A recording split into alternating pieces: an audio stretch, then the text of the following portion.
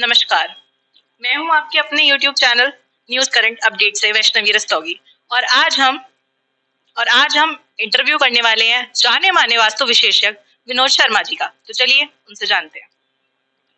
नमस्ते, विनोद शर्मा गुड़गांव से आपके शहर में पहली बार आया। बहुत बहुत धन्यवाद रस्तों जी का। आपके इस चैनल के माध्यम से मैं आपसे रूबरू हो रहा हूँ। बहुत बहुत धन्यवाद आपका। हाँ जी।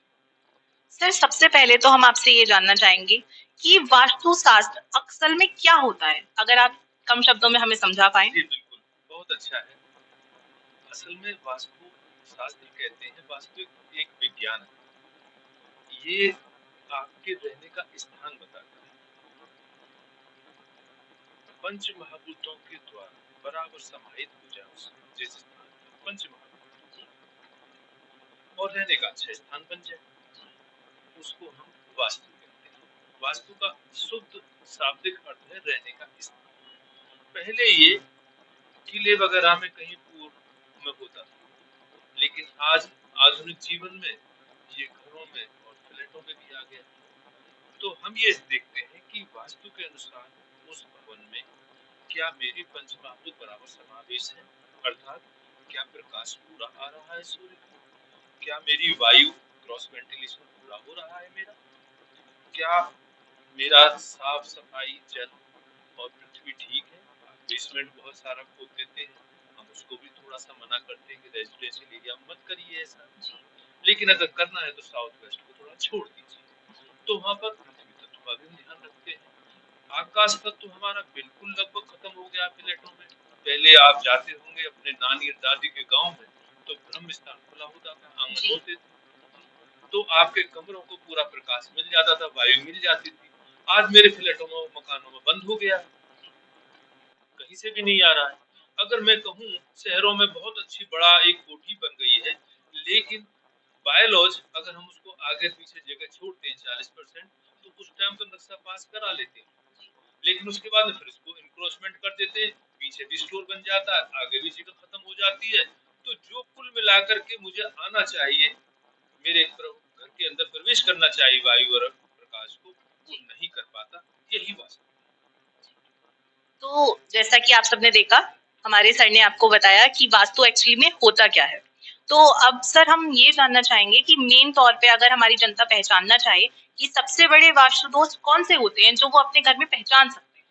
बिल्कुल, आप बाहर जो लोग पुरखों की याद में रख लेते हैं। अरे किसी ने इमाम दस्ता रख लिया, मेरी नानी का याददाश्त है, मेरी वो निशानी के तौर और वो कभी यूज नहीं होता। जी। अरे पड़ोस में दे दीजिए, वो कुछ यूज कर ले, अगर नहीं है तो उसको गिफ्ट करिए किसी को और किसी को यूज करने दीजिए जी। लेकिन उसकी एनर्जी ट्रांसफर करिए, एक जगह स्थिर मत रहने दीजिए, धूल मत चढ़ने दीजिए जी। चकला है, अब यूज नहीं होता, लेकिन मैं घर में रख के बैठा हूँ। छत पे मैं जाता हूँ अक्सर किसी के पे, तो पुरानी लकड़ी पुराना लोहा मुझे अवश्य मिलता है। मैं कहता हूँ प्रभु इसको बाहर करिए, दो छत्तियां मत बनवाइए, अब उनमें सामान रख के आप भूल जाते हैं, वो बेकार हो जाता है जी। तो कुल मिला के पुरानी चीजों को आप बिल्कुल बाहर करिए जी। तो इस तरह आपने देखा, हमारे सर ने आपको काफी सारी बातें बताई।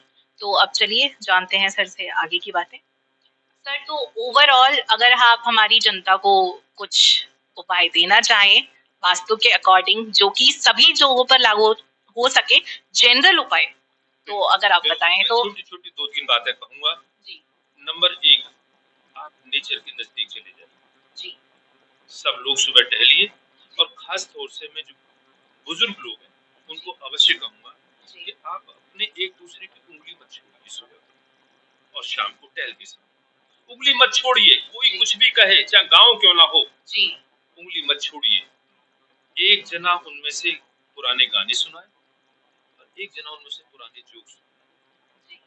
कोई पॉलिटिक्स की बात नहीं, कोई सोशल बात नहीं, कोई बच्चों की बात नहीं, कोई इकोनॉमिकल बात नहीं, कोई फिजिकल बात नहीं, कुछ नहीं, सिर्फ दोनों की हंसी मजाक। 1 घंटे टहल कर आए, कोई भी किसी तरह की और बात नहीं होगी। मैं हर एक पति पत्नी को कहूंगा कि आप इस उपाय को करके तो देखें सुबह। बहुत अच्छी बात बताई सर ने। और बच्चों के लिए, वो जब भी सुबह को घर से निकले सीधा दंडवत प्रणाम करें माता पिता, आते समय जाते समय।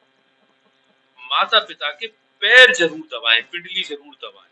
जी सूर्य और चंद्र दोनों मजबूत होते हैं एस्ट्रोलॉजी का जी और जिसके सूर्य चंद्र मजबूत हो गए विद्यार्थी के, जी कोई भी ग्रह किसी तरह का परेशानी करे वो नहीं हार सकता। तो पिंडली जरूर दबाएं। जी दो बातें हो गई। जी तीसरा, घर के अंदर आप सब लोग सोमवार के दिन खीर बना करके जरूर एक साथ खाएं। खाते वक्त कोई भी बात ना करें। कर सकते हैं तो ये बात कर सकते हैं कि हम प्रोग्रेस करें, कैसे करें, हमारी प्लानिंग क्या है, फ्यूचर प्लानिंग। अच्छा, आप खड़ा कर देना, खाली छोड़े। मैंने 9 दिशा जोड़ दी आपकी। हाँ जी। अब 9 दिशाओं का 9 दिशाओं से फिर हम संबंध करते हैं। अब मैंने नॉर्थ ईस्ट पकड़ी थी, अब मैं साउथ का सबके साथ करता हूँ जी, फिर मैं वेस्ट का सबके साथ करता हूँ जी। तो 9 दिशाओं का 9 दिशाओं के साथ संबंध 81 हो गया जी। उसको हम कंप्यूटर से ज्यादा तेज दिमाग से दौड़ करके आपके यहाँ देखते हैं जी। एक वास्तुविद इन सबको कोऑर्डिनेट बना के दौड़ देखता है, तब वो एक छोटे से घर का या आपके आशियाने का या आपकी कोठी का, बिल्डिंग का देखता है जी। थोड़ा सा एक बड़ा फैक्ट्री है जी, एक बड़ा इंस्टीट्यूशन है जैसे कि डिग्री कॉलेज है या इंजीनियरिंग कॉलेज या यूनिवर्सिटी, एक बड़ा आपका हॉस्पिटल है या सुपरमार्केट है, इनकी वास्तु अलग होती है। मैं अभी बात कर रहा हूँ सिर्फ डोमेस्टिक वास्तु, रेजिडेंशियल वास्तु। ठीक, आगे सर एक्चुअली बहुत सारे लोग हमारे यहाँ ये सोचते हैं कि वास्तु अगर आपको करवाना है तो आपको काफी पैसों का इंतजाम करना पड़ेगा, टूट फूट होगी, परेशानी होगी, आपको शिफ्ट करना होगा। तो रेमेडीज जो होती हैं, केवल रेमेडीज से वास्तु ठीक किया जा सकता है या फिर बदलना ही एकमात्र उपाय है? बिल्कुल, बहुत बढ़िया।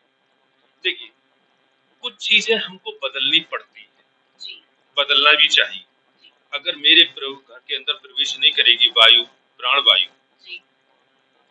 या सूर्य का प्रकाश, चाहे बालकोनी से आए, चाहे दरवाजे से आए, चाहे खिड़कियों से आए, वो मुझे बिल्कुल लाना ही पड़ेगा, उसे मैं बंद नहीं रख सकता। लेकिन आप उपाय के रूप में एक बहुत अच्छा उपाय मैं बताता हूँ कि आप अपने आप को नेचर के नजदीक ले जाइए, प्रकृति के नजदीक ले जाइए, अपने आप को झोंक दीजिए प्रकृति में। जो नेचर कहती है वैसा काम करिए। जैसे कि आप सुबह उठिए, मॉर्निंग वॉक जाइए, आकर के स्नान करके सूर्य को जल दीजिए, पूजा करिए छोटी सी, और अच्छा पेट भर के खाना खाइए, ऑफिस जाइए। शाम को आइए, जल्दी खाना खाइए, थोड़ी देर टहलिए, शाम को जल्दी सो जाइए। नेचर कहती है कि मेरे अनुसार चलिए।